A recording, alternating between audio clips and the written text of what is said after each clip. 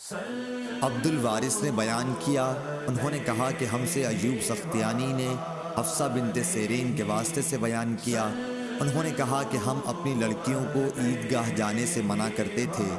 پھر ایک خاتون باہر سے آئی اور قصر بنو خلف میں انہوں نے قیام کیا۔ میں ان سے ملنے کے لیے حاضر ہوئی تو انہوں نے بیان کیا کہ ان کی بہن کے شوہر نبی کریم صلی اللہ علیہ وسلم کے ساتھ 12 لڑائیوں میں شریک رہے اور خود ان کی بہن اپنے شوہر کے ساتھ 6 لڑائیوں میں شریک ہوئی تھی۔ ان کا بیان تھا کہ ہم مریضوں کی خدمت کیا کرتے تھے اور زخمیوں کی مرہم پٹی کرتے تھے۔ انہوں نے پوچھا کہ یا رسول اللہ، کیا ہم میں سے اگر کسی کے پاس چادر نہ ہو اور اس وجہ سے وہ عید کے دن عیدگاہ نہ جا سکے تو کوئی حرج ہے؟ آپ صلی اللہ علیہ وسلم نے فرمایا کہ اس کی سہیلی اپنی چادر کا ایک حصہ اسے اوڑھا دے اور پھر وہ خیر اور مسلمانوں کی دعا میں شریک ہوں۔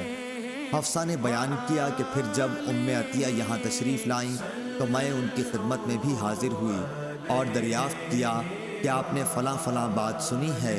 انہوں نے فرمایا کہ ہاں، میرے ماں باپ آپ صلی اللہ علیہ وسلم پر فدا ہوں۔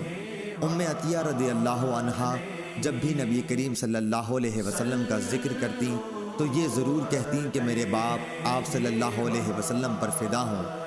ہاں، تو انہوں نے بتلایا کہ نبی کریم صلی اللہ علیہ وسلم نے فرمایا کہ جوان پردے والی یا جوان اور پردے والی باہر نکلیں۔ شبہ ایوب کو تھا، البتہ حائضہ عورتیں عیدگاہ سے علیحدہ ہو کر بیٹھیں، انہیں خیر اور مسلمانوں کی دعا میں ضرور شریک ہونا چاہیے۔